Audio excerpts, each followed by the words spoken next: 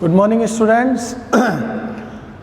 हमारा चैप्टर था chapter number 7, company accounts हम पढ़ रहे थे, इशू ऑफ शेयर्स चल रहा था। ठीक है, हमने स्टार्टिंग से इसमें पूरी बैलेंस शीट में किस तरीके से ट्रीटमेंट होता है, हमने authorise capital, issued capital, subscribe capital, ये सब पढ़ लिया। Subscribe and fully paid, subscribe but not fully paid, ये सब हो गया। ठीक है, इसके बाद हमने जनरल एंट्रीज पढ़ी। जब भी हम शेयर्स इशू करते हैं तो क्या क्या करते हैं, ये सारी चीज़ हमें पता है। प्रोस्पेक्टर इशू करते हैं, फिर एप्लीकेशन, फिर अलॉटमेंट, सारी चीज़ें हमने देख ली। एप्लीकेशन की एंट्रीज देख ली, अलॉटमेंट की देख ली, फर्स्ट कॉल की देख ली, सेकंड एंड फाइनल कॉल की देख ली। क्लियर। एंट्रीज दोबारा से रिवाइज करा देता हूँ। Bank account debit to share application. ठीक है, अब इक्विटी शेयर है तो इक्विटी लगा लो, प्रेफरेंस शेयर है तो प्रेफरेंस शेयर लगा दो, और फिर इस अमाउंट को हम कैपिटल में ट्रांसफर कर देते। तो एंट्री होती है share application account debit to share capital. ये तो हुई हमारी एप्लीकेशन की दो एंट्री। फिर जिस दिन हम कैपिटल में ट्रांसफर करते हैं उसी दिन अलॉटमेंट मांग लेते हैं, और अलॉटमेंट ड्यू करने की एंट्री होती है share allotment account debit to share capital account. Clear. और जैसे हमने ड्यू किया कि भाई तुम लोगों के नेम सेलेक्ट हो गए हैं, तुम्हें हमने इतने इतने जो तुमने शेयर्स के लिए अप्लाई किया था हमने इतने इतने अलॉट कर दिए हैं। ठीक है, तो लोग पैसे देने आ जाते हैं अलॉटमेंट के भी, क्योंकि एप्लीकेशन हम 4 हिस्सों में पैसे मांगते हैं। ठीक है, कभी कभी 3 में मांग लेते हैं। Application, allotment, first call, second and final call. ठीक है, तो हमने जैसे अलॉटमेंट में पैसा मांगा, लोग देना है, हमने बैंक में उसको रिसीव कर लिया। एंट्री क्या की, bank account debit to share allotment, जो हमने ड्यू किया था वो पैसा आ गया। ठीक है, कुछ मंथ बाद हमने वापस फर्स्ट कॉल के लिए उनको कॉल कर दिया, मैसेज कर दिया, share first call account debit to share capital. भाई जितने भी लोग सेलेक्टेड हो सारे फर्स्ट कॉल के पैसे भी लेकर आ जाओ। ठीक है, फिर जैसे ये लोग फर्स्ट कॉल के पैसे लेकर आते हैं तो हम एंट्री कर लेते हैं bank account debit to share first call. फिर थोड़े दिन बाद आखिरी जो हमारी इंस्टॉलमेंट बची हुई शेयर्स की वो हमने मांग ली, सेकंड कॉल या वही फाइनल होती है, उसी को फाइनल कहा जाता है जो आखिरी रहती है। कभी कभी फर्स्ट कॉल भी फाइनल हो जाती है, क्योंकि हम उसके बाद सेकंड कॉल ड्यू नहीं करते, 3 बार में पैसे मांग लेते हैं। ठीक है, तो जैसे हमने सेकंड कॉल ड्यू की तो share second and final call account debit to share capital account, और बैंक में पैसा आ जाएगा तो bank account debit to share second and final call. ठीक है, इसके बाद कुछ बातें और थी, जैसे कुछ एक्सपेंसेस हो जाते थे तो उनको भी राइट ऑफ करना होता था। ठीक है, तो हम कैसे करते थे, हमने जब शेयर्स इशू किए थे तो 2 तरीके से किए थे, एक तो एट पार और एक एट प्रीमियम, यानी 10 रुपीज़ का शेयर बढ़ाकर इशू किया था 12 में या 15 में। तो जो बड़े में पैसा आए थे उन पैसे को हम सिक्योरिटी प्रीमियम रिजर्व में डालते थे।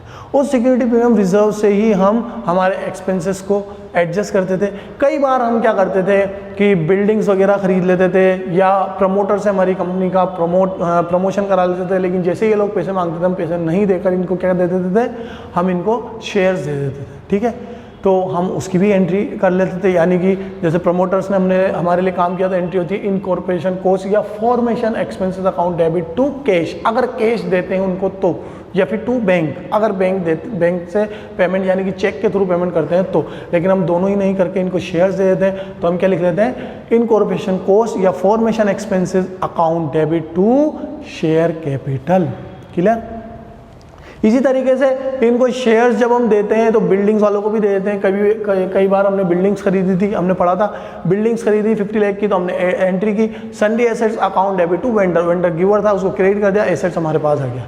अगले दिन या अगली एंट्री में वेंडर हमारे पास पैसे मांगने आया तो वेंडर रिसीवर होगा, तो एंट्री होती है वेंडर, जो भी सामने वाला राम श्याम रमेश मुकेश जो भी है उसका नाम लिख लेंगे, अगर गिवन नहीं है तो वेंडर डाल देंगे। क्लियर। तो vendor account debit to cash, अगर कैश में हमने बिल्डिंग का पेमेंट कर लिया तो, और अगर चेक के थ्रू किया तो टू बैंक, लेकिन हम ऐसा दोनों नहीं करते थे तो हम क्या करते थे, vendor account debit to share capital. अगर एट पार पे देते थे तो शेयर कैपिटल, और अगर प्रीमियम पे देते तो vendor account debit to share capital to security premium reserve.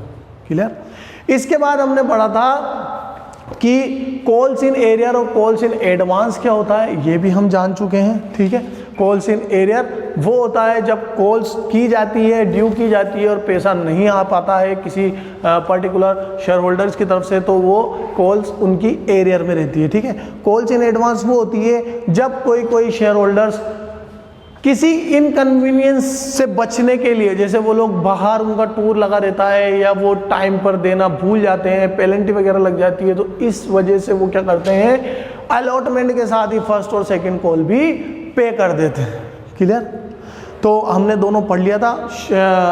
जो हमारा कॉल्स इन एरियर है वो हमारा एक्सपेंसेस होता है, पैसे आए नहीं हैं और कभी कभी पैसे आते भी नहीं है, तो वो आगे पढ़ेंगे। जब नहीं आते हैं हम क्या करते हैं, तो एक्सपेंसेस को तो हम हमेशा डेबिट करते हैं। और कॉल्स इन एडवांस हमारे पास एडवांस आ चुका होता है, हमारे पास लायबिलिटी मेंटेन हो चुकी होती है, क्योंकि ये हमने मांगा नहीं, उससे पहले दे दिया। ये तो अनअर्न्ड इनकम टाइम हो गई, ठीक है, पढ़ी थी हमने 11th में। अनअर्न्ड इनकम जो हमने अर्न ही नहीं की वो हमें मिल गई, तो ये तो हमेशा क्रेडिट नेचर की होती है। क्लियर। अब हमने एक टॉपिक पढ़ना है, ये सारे टॉपिक्स हो गए थे, हमने क्वेश्चंस भी कर लिए थे। अब हमें टॉपिक पढ़ना है ओवर सब्सक्रिप्शन ऑफ शेयर। तो शेयर्स के बारे में हमने दो चीजें पढ़ी थी। शेयर्स हम जान ही चुके हैं, एक वो कागज का टुकड़ा जिसको मार्केट में इशू करके कोई भी कंपनी के जो डायरेक्टर्स होते हैं वो पैसा लोगों से ले लेते हैं। इसकी nominal value 10 rupees, 100 rupees, 500 rupees, 1000 और जितनी भी होती है, हमें तो बस ये छोटी छोटी सी वैल्यूज पता है, ठीक है। ये दो तरीके से होता है, एक तो ये होता है अंडर सब्सक्रिप्शन और एक होता है ओवर सब्सक्रिप्शन, ठीक है। एक होता है अंडर सब्सक्रिप्शन, एक होता है ओवर सब्सक्रिप्शन। अंडर का मतलब हमने 10,000 शेयर्स इशू किए, लोगों ने 8,000 ही अप्लाई किए, ये हो गया अंडर। क्लियर। तो हम बैंक की एंट्री इसी से ही करेंगे और बाकी सारी एंट्री भी हम अलॉटमेंट, फर्स्ट कॉल, ऑल्स कॉल की सबकी इनसे करेंगे, ठीक। इसी तरीके से ओवर क्या होता है, जैसे 10,000 हमने इशू किए, लोगों ने अप्लाई करे 12,000, तो हम एप्लीकेशन की बैंक की एंट्री तो इससे करेंगे और बाकी सारी एंट्री 10,000 से करेंगे, क्योंकि हमारे पास जितने शेयर होंगे उतने ही तो हम शेयर कैपिटल में डाल सकेंगे। क्लियर, समझ आ रहा है। अब देखो ओवर सब्सक्रिप्शन ऑफ शेयर्स होता क्या है, थोड़ी सी एक पैराग्राफ है उसको पढ़ लेते हैं। Share issued by well manage and financially strong companies often get over subscribe. जब कोई reputed companies, well manage company या financially strong company shares issue करती है, तो उस कंडीशन में उन लोगों को, ऐसी कंपनीज को ये कंडीशन फेस करनी पड़ जाती है कि वो इशू तो करते हैं 10,000 या 20,000 या 50,000, मतलब जितने भी शेयर्स वो इशू करते हैं, लेकिन मांगने वाले यानी कि अप्लाई करने वाले, डिमांड करने वाले उनसे ज़्यादा शेयर्स मांगने पर उतारू हो जाते हैं, यानी कि मांगते हैं। Clear. Shares are said to be oversubscribed when the number of shares applied is more than the number of shares offered to the public for subscription। जितने हमने ऑफर्ड किए उससे ज़्यादा अगर अप्लाइड हो गए, उससे ज़्यादा अगर लोग मांगने वाले आ गए, तो वो ओवर सब्सक्रिप्शन कहलाता है। हमने ऑफर्ड किए 10,000, मांगने वाला आ गए 12,000। Clear. However, as the company cannot allot shares more than that offered for the subscriptions, और कंपनी कभी भी 10,000 से ज़्यादा अलॉट नहीं कर सकती। मांगने वाले चाहे 12,000 आ गए, ये 2,000 वालों को एडजस्ट करना पड़ेगा। कैसे एडजस्ट करेंगे, the board of director will have to allot shares on the pro rata basis, यानी मांगोगे तुम जितने उतने तुम्हें नहीं मिलेंगे, एक रेशियो मेंटेन किया जाएगा। अभी बता दूंगा होता क्या है प्रो रेटा। It means that a smaller number of shares are allotted to each applicant according to the number of shares applied by him। जितने वो अप्लाई करते हैं उससे कम उनको अलॉट किया जाता है। जैसे नेक्स्ट क्वेश्चन है हमारा, उसमें देख लो कि कंपनी ने डिसाइड किया कि 75,000 शेयर्स हम इशू कर रहे हैं। कितने? 75,000। मांगने वाले यानी कि एप्लीकेंट्स कितने आ गए? 2 लाख। ठीक है, ये तो है अप्लाइड, जिन्होंने अप्लाइड किया, ठीक है, और ये हम अलॉट जितने कर सकते हैं, ठीक है, इतने ही हम अलॉट कर सकते हैं। अब आगे बात देखो, ये यूँ कह रहा है 75 जो शेयर है ये at the rate of ₹10 each है विद प्रीमियम ऑफ 50%, यानी कि 15 रुपीज़ का एक शेयर है, और पूरा का पूरा पैसा एप्लीकेशन पे ही मांग लिया हमने, यानी एप्लीकेशन का पैसा आते ही हाथों हाथ अलॉटमेंट दे दिया। क्लियर। आगे आओ, इसमें यूँ कह रहा है कि जैसे हमने 75,000 इशू किए, ऑफर्ड किए, ठीक है, जैसे हमने 75,000 पब्लिक के लिए ऑफर्ड किए, मांगने वाले कितने आ गए? 2 लाख। कितने मांगने वाले आ गए? 2 लाख। अब 2 लाख जब मांगने वाले आ गए तो हम कैसे एडजस्ट करें, हमारे पास तो शेयर्स कम है, मांगने वाले ज़्यादा है, तो हमने क्या किया, स्टार्टिंग के 5,000 को तो रिजेक्ट कर दिया, इनको तो क्या दिया, बिल्कुल 0। अभी भी हमारे पास कितने बचे हुए? 75। मांगने वाले अब कितने हैं? 195। क्लियर। बाकी को हमने क्या किया, प्रो रेटा बेसिस पर दे दिया, यानी 195 को 75 दे दिया। इसका मतलब ये है कि हमने क्या किया कि 75 ही शेयर्स दिए हैं, बाकी टू बैंक के थ्रू 1,25,000 हमने वापस दे दिए। ये और आगे प्रो रेटा कंडीशन जब होती जब ये हम एप्लीकेशन अलॉटमेंट और ये सारी लेते, ठीक है। ये हमने एक साथ पूरा पैसा ले लिया तो 195 वालों को हमने कितना दिया है, 75 ही दिया है। अब कैसे मेंटेन किया है, 5 मांगने वालों को 2 दे दिया होगा, 3 दे दिया होगा, ये अभी इसमें नहीं है, आगे के क्वेश्चंस में आएगा, उसमें हम पढ़ लेंगे। तो एंट्री क्या होगी सर, सबसे पहली एंट्री तो ये होगी, सबसे पहली एंट्री तो होगी bank account debit to equity, bank account debit to equity share application and allotment account. Clear, to equity share application and allotment account. कितना सर, 2 लाख लोग आए मांगने, 2 लाख पर्सन, 2 लाख पीपल। कितने रुपीज से, 15 से। कितना होगा सर, ये तो हो जाएगा 30 लाख रुपीज। इतना पैसा आया हमारे पास, लेकिन हम इतने पैसे को करेंगे क्या, हमारे पास जितने शेयर्स होंगे उतने ही तो दे पाएंगे हम, ठीक है। जितने शेयर्स होंगे उतने ही हम दे सकेंगे। तो हम एंट्री कर रहे हैं equity share application and allotment account debit to equity share capital account to, क्योंकि ये प्रीमियम पे था तो सिक्योरिटी प्रीमियम रिजर्व अकाउंट और लास्ट में टू बैंक। ये वापस करने की एंट्री, जब पैसे लेने की entry bank to equity share application है तो वापस करने की इसकी रिवर्स हो जाती है, ठीक है। समझ आ रहा है अच्छे से। अब हम इसमें अमाउंट लिखेंगे सर, यहाँ तो इक्विटी शेयर एप्लीकेशन में 30 आ रहा है, 30 लिख दो। शेयर कैपिटल में कितना डाल सकते हैं सर, हमारे पास 75 है और इसके 15 के हिसाब से हम कितना, 10 के हिसाब से, सॉरी 5 तो वो है प्रीमियम, और यहाँ 75,000 शेयर्स है, इसमें प्रीमियम 5 के हिसाब से हम डाल सकते हैं। तो 75 इंटू 10 तो हो जाएगा 7,50,000 और 75 इंटू 5 हो जाएगा 3,75,000। और बैंक में हमने क्या किया है, ये 5,000 वालों को तो मना ही कर दिया था, और साथ के साथ ये जो बचे हुए थे उनको भी हमने 1,25,000 वालों को 15 के हिसाब से टू बैंक करके मना कर दिया, तो 1875 हो जाएगा, ठीक है। 1875 हो जाएगा। क्लियर, समझ में आ गया। इस तरीके से ये प्रोरेटा होता है। अब आगे जो टॉपिक आ रहे हैं ना, इसमें ध्यान से देखो कि एक्सेस पैसा जो रहता है ना, उनको हम ट्रांसफ़र कर देते हैं अलॉटमेंट में। जब हम एप्लीकेशन में एक्सेस पैसा ले लेंगे ना, तो उसको हम अलॉटमेंट में हम ट्रांसफ़र कर देंगे। क्लियर, देखो there may be some applicants who are not allotted any shares. ऐसे कुछ एप्लीकेंट्स हो सकते हैं जिनको हमने अलॉट नहीं किया, उनको टू बैंक के थ्रू वापस पैसा दे दिया। The application money receive from these applicants return to them following entries pass. कौन सी, जब भी हम पैसा रिटर्न कर देते हैं, उनको शेयर्स नहीं दे पाते हैं, तो एक एंट्री पास की जाती है। कौन सी एंट्री, उल्टी एंट्री। कौन सी उल्टी एंट्री, जैसे हम पैसा लेने की एंट्री करते हैं bank account debit to share application, तो पैसा देने की वापस रिटर्न करने की एंट्री क्या होती है, शेयर एप्लीकेशन टू बैंक। कौन सी होती है, शेयर एप्लीकेशन टू बैंक, ये वाली एंट्री होती है, share application account debit to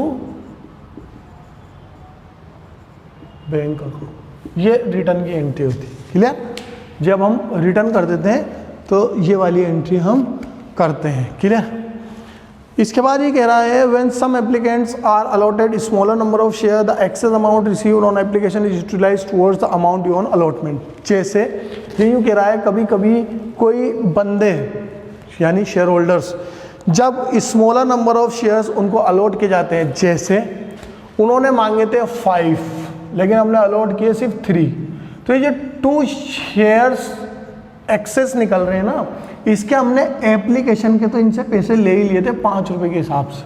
तो कितने दे दिए इन्होंने, 5 इंटू 2 शेयर्स के 10 रुपीज़ हमें एक्स्ट्रा दे दिए, जबकि इनको मिले नहीं है 2 शेयर्स।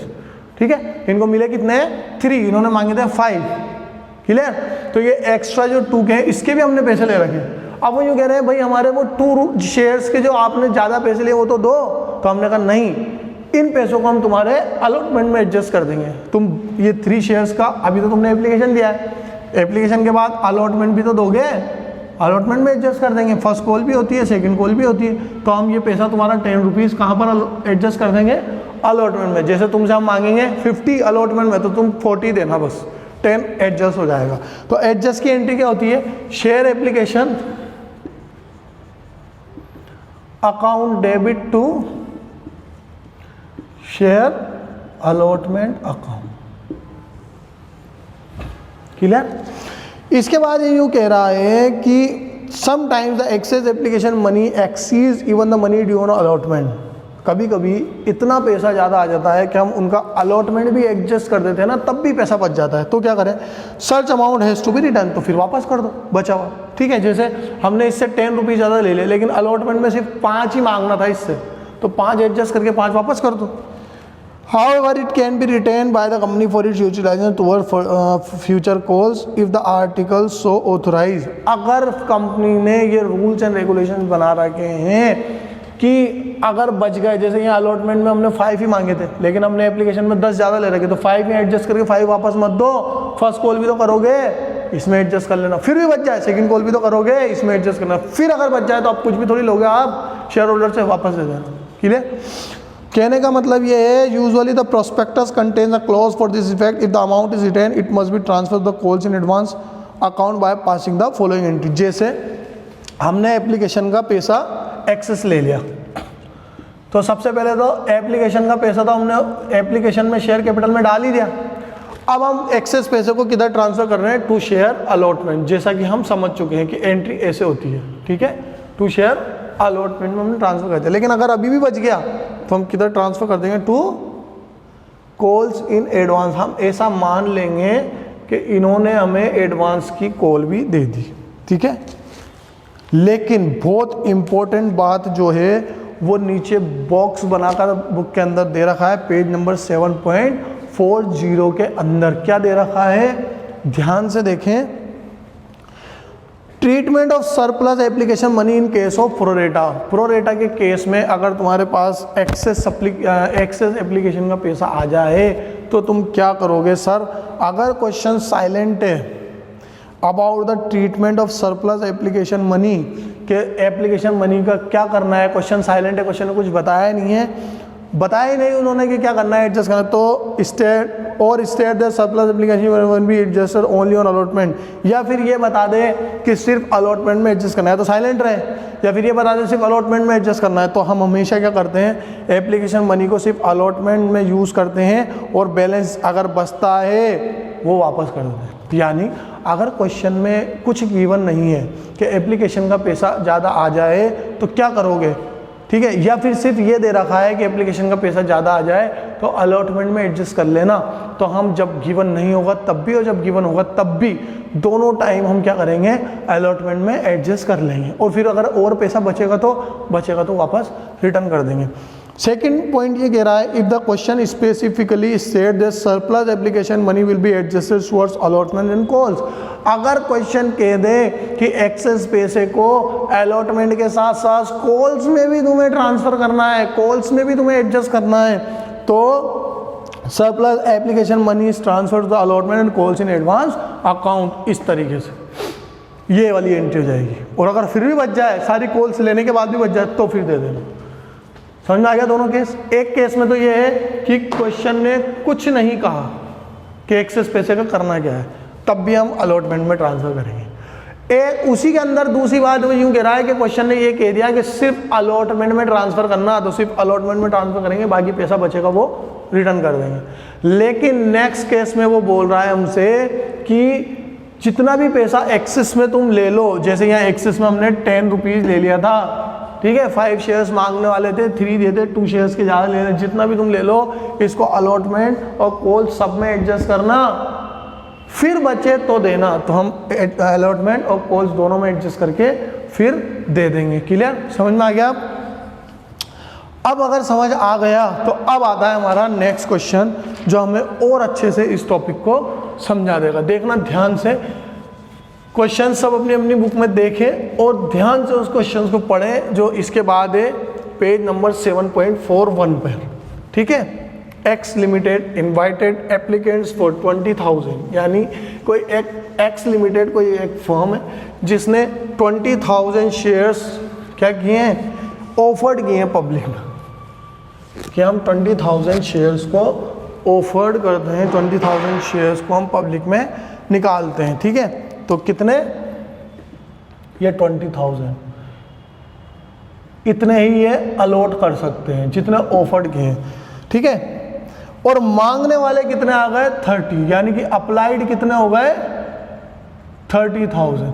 अब क्या करें सर, इन पे हमने एप्लीकेशन पे मांगना है कितना, 3 रुपीज़, अलॉटमेंट पे मांगना है कितना, 2 रुपीज़, फर्स्ट कॉल पे मांगना है आपको 2.50 यानी कि 2.5 रुपीज़ या 2.5 रुपये, और सेकंड कॉल पर हमें मांगना है फिर 2.5 रुपीज़, यानी टोटल ये हो गया 10 रुपीज़, ठीक है। और ये जो शेयर्स हैं ये कितने का, at the rate of ₹10 each, कितने, 20,000, क्लियर। अब ये यूं कह रहा है, बहुत ध्यान से देखना कि मांगने वाले 30,000 आ गए, अब किस तरीके से आप एडजस्ट करोगे। प्रोरेटा की स्कीम, प्रोरेटा का पूरा शेड्यूल इसने बताया हमें कि स्टार्टिंग के 8,000 वालों को तो फुल दे दो, यानी कि पूरे 8,000 दे दो। तो अब हमारे पास बचे कितने हैं, 8,000 देने के बाद 12,000, और मांगने वाले अब कितने बचे हैं, 22। फिर ये यूँ कह रहा है नेक्स्ट नंबर पे, समझ में आ रहा है, स्टार्टिंग के 8,000 वालों को तो पूरे 8,000 दे दिए। नेक्स्ट ये कह रहा है कि 16,000, जितने भी 16,000 शेयर्स मांगने वाले हैं इनको आप पूरे 12,000 दे दो जो आपके पास पड़े। तो हमारे पास क्या बचा, अब 0, और मांगने वाले अब कितने बचे, 6, और एक 6 वालों को कुछ भी मत दो, तो 0 अब तो है भी नहीं और दे भी नहीं पाएंगे। तो प्रोरेटा जो हो रहा है वो यहाँ हो रहा है, यानी कि ये 4,000 शेयर्स पर हमने एप्लीकेशन के टाइम पर ही एक्स्ट्रा पैसा ले लिया था, ये ध्यान रख लेना अब, ठीक है। अब एंट्रीज करके बता दो सर आप हमें कैसे कैसे होगी। देखो, bank account debit to equity share application account, ये एक एंट्री होगी, clear.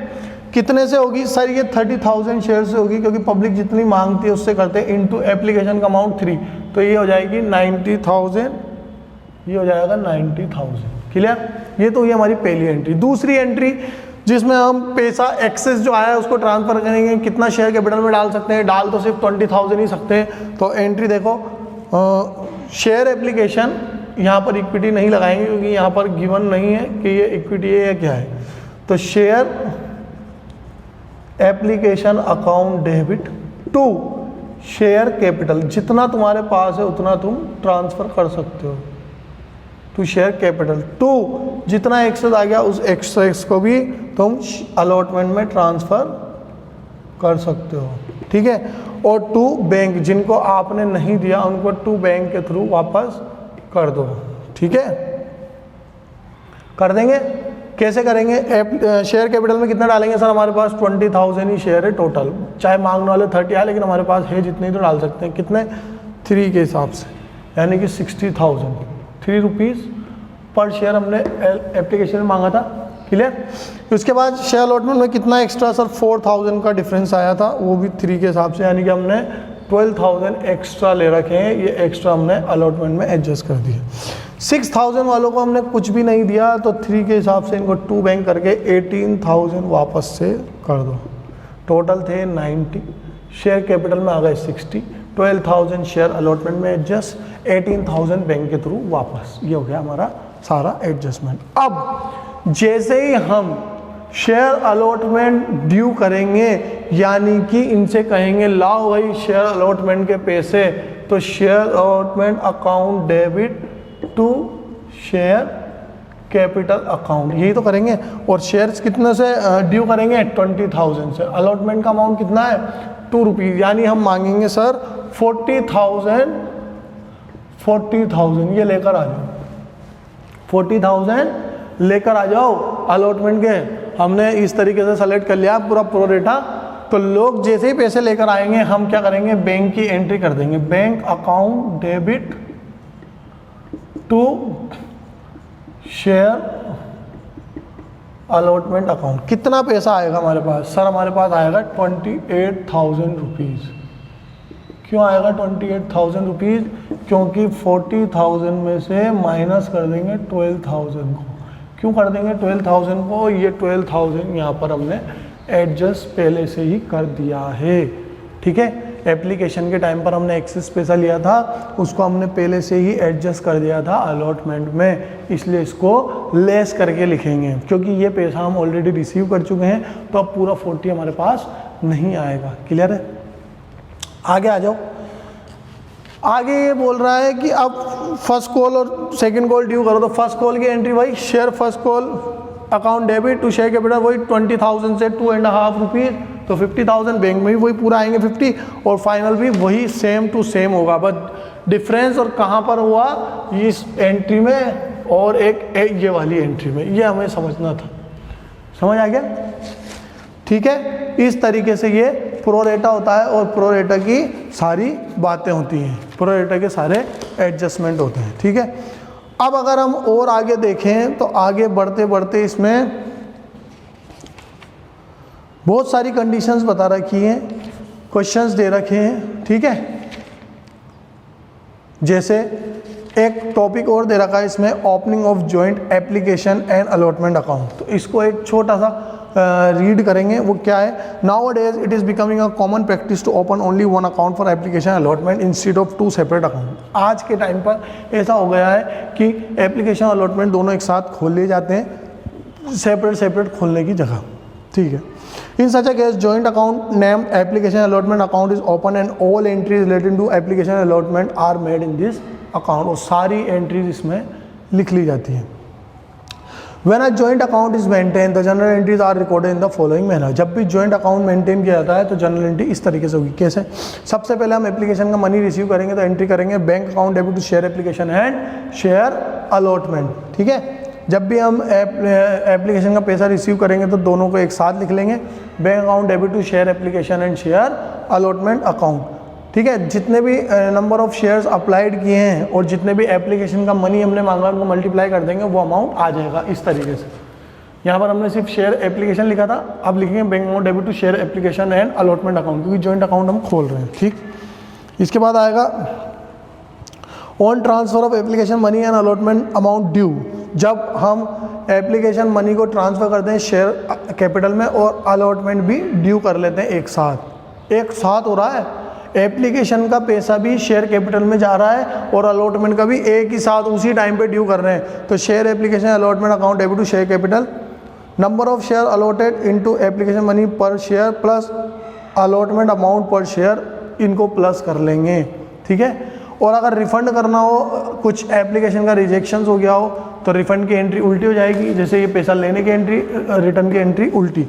Share application allotment account debit to bank, ये रिटर्न की एंट्री हो गई। ठीक है, और इसके बाद ये कह रहा है अगर कुछ अलॉटमेंट की मनी रिसीव करना है, क्योंकि पैसा बचा हुआ है ना अलॉटमेंट का, हमें रिसीव करना है, तो bank account debit to share application allotment, ये पैसा हमारे पास आ जाएगा। समझ में आ गया?